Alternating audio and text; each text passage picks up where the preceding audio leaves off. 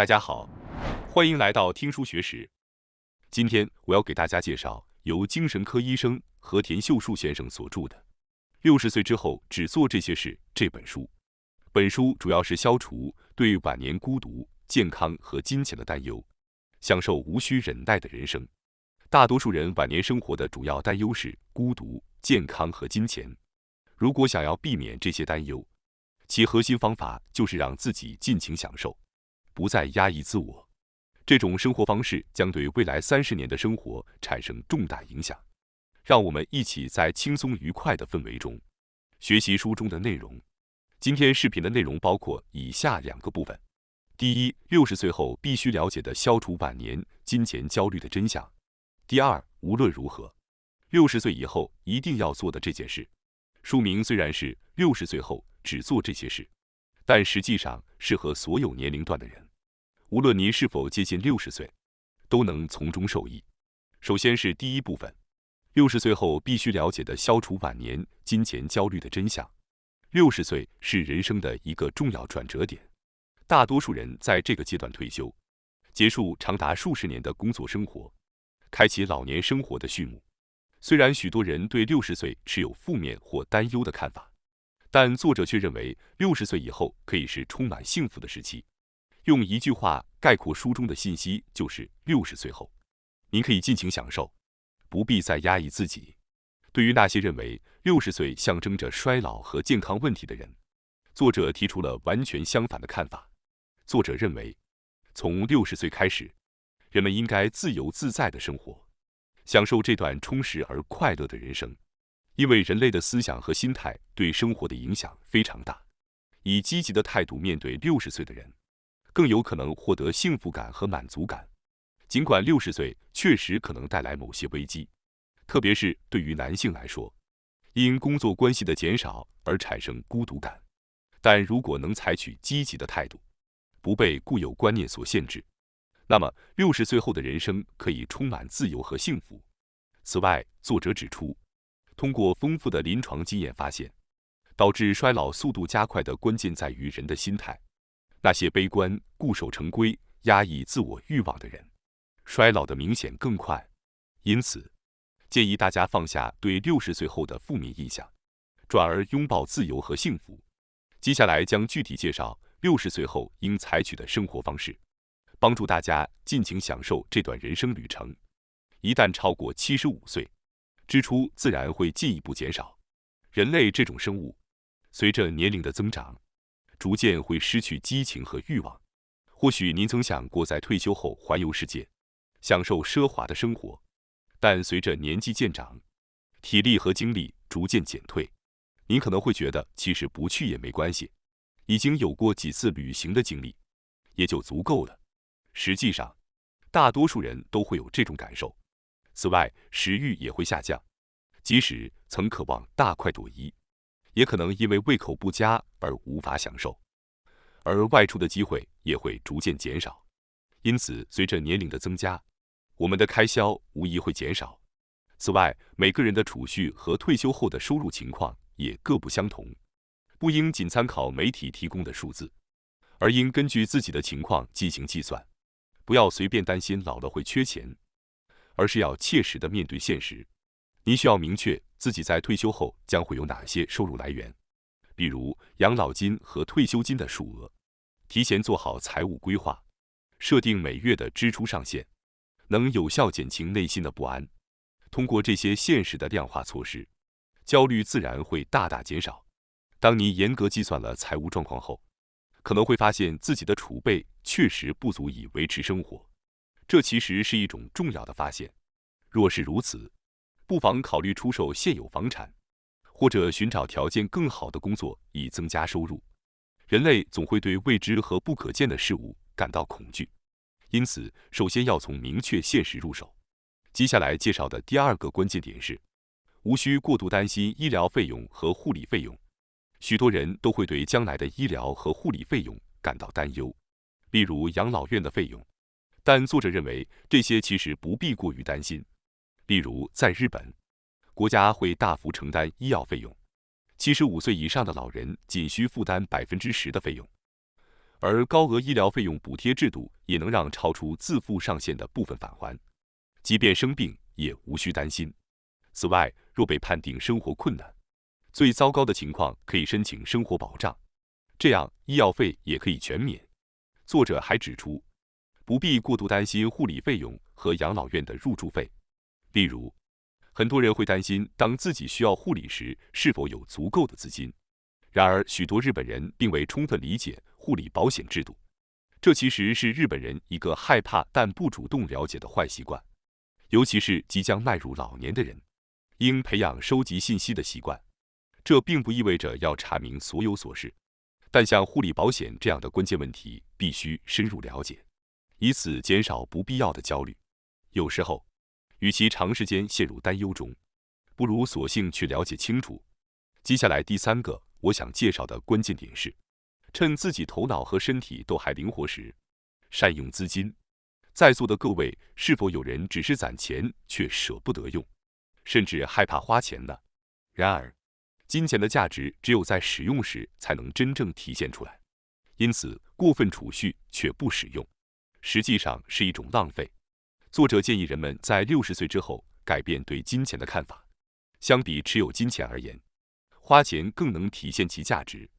只有在头脑和身体都还健康时花钱，才能充分挖掘金钱的最大价值，享受生活的乐趣。对于已经年过60岁的人来说，人生的剩余时间可能也就几十年了。在这几十年中，身体和头脑保持清晰的时间还有多少，虽无法确定，但可以肯定这是有限的。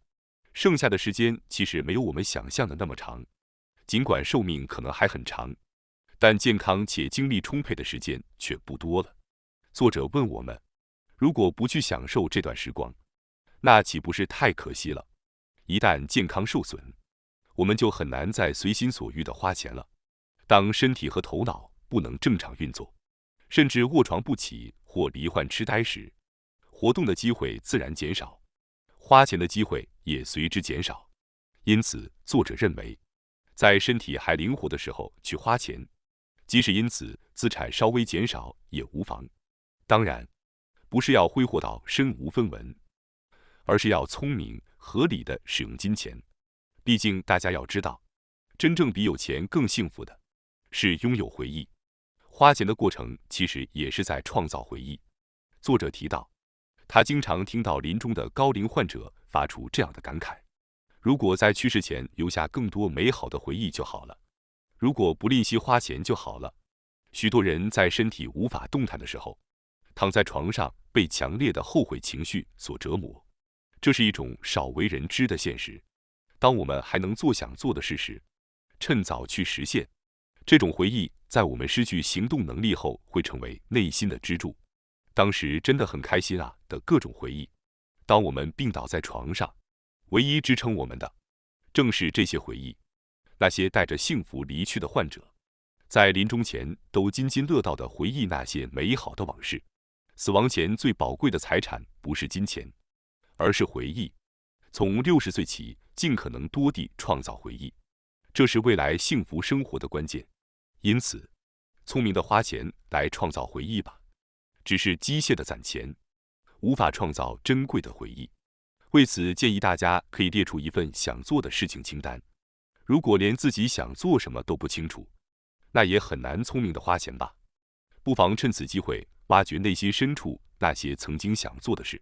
没有一种花钱方式是绝对正确的，因为每个人的兴趣不同。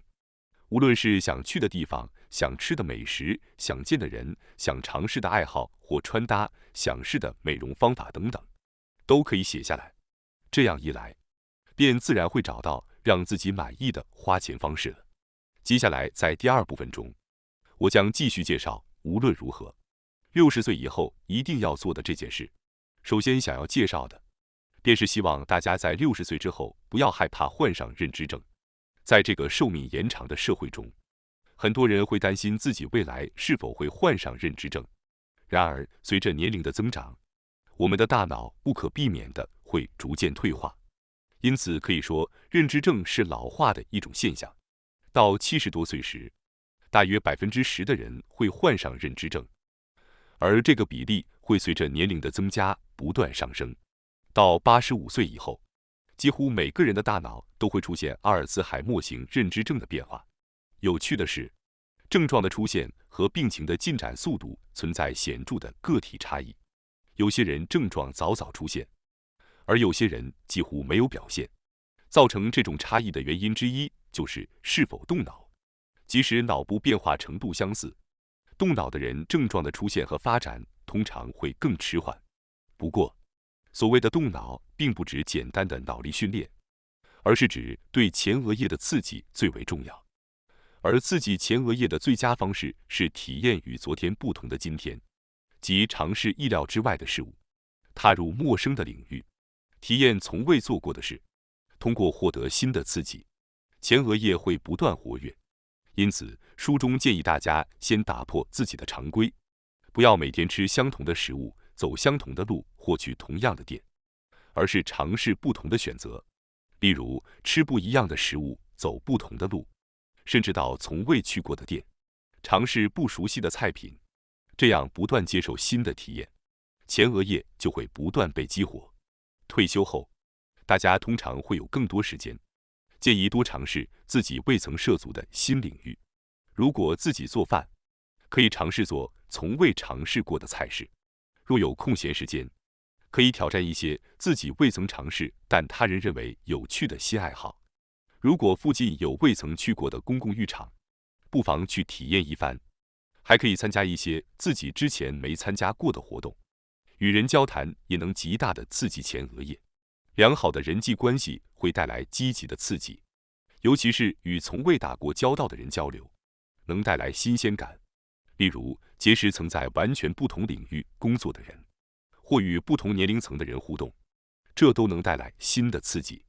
令人意外的是，书中提到，随着认知症的加深，患者的幸福感反而会增加。也许听到这一点会让许多人惊讶。其实，认知症是一种发展缓慢的疾病。很多人认为，一旦发病便意味着一切的结束。但事实上，在发病后的5年内，虽然记忆力会有所下降，但智力几乎不会显著退化，仍然可以正常生活。很多人担心患上认知症后会变得什么都不明白，从而失去幸福感和满足感。但这是对认知症的最大误解。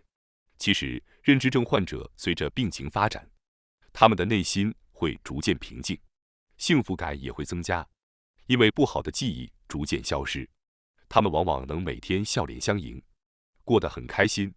重度认知症患者在老人设施中参与娱乐活动，与工作人员交谈，他们的表情看起来很幸福。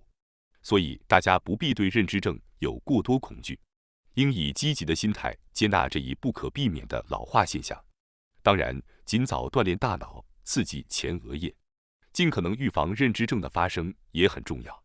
但大家不必过分担忧认知症的到来，做好自己的努力，顺其自然即可。只要尽了力，即便不幸患上认知症，也可以正面看待，反而会增加幸福感。接下来要介绍的60岁后每个人都应该做的第2件事是，不要盲从医生的建议，而是养成自己检查身体状况的习惯。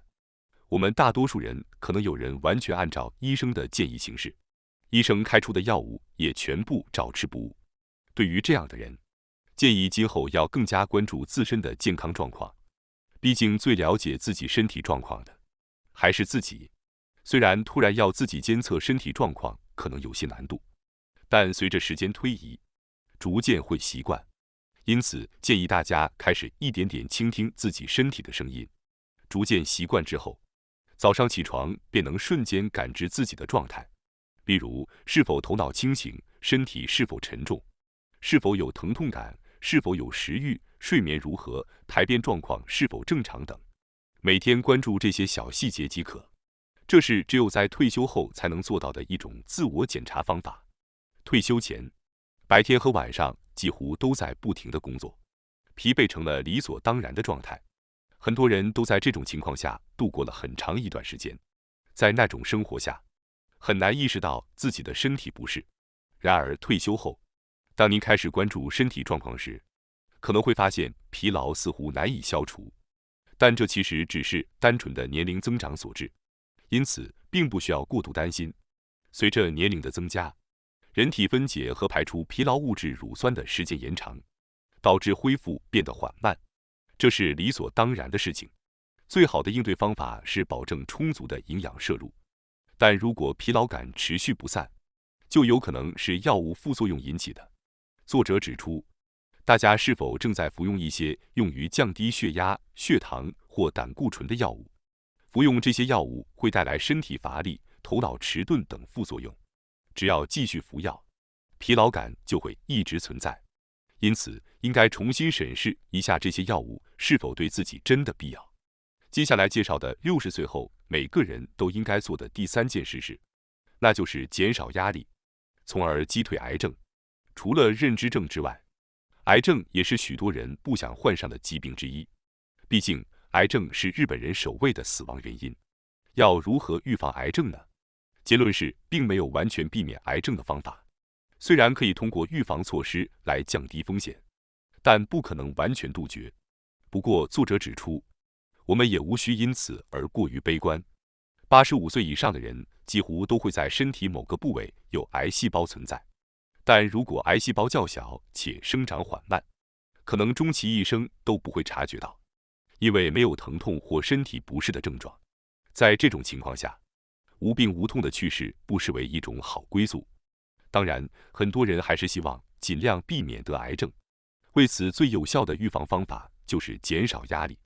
这是因为研究发现，杀死癌症前体细胞的自然杀伤细胞会因压力而减弱。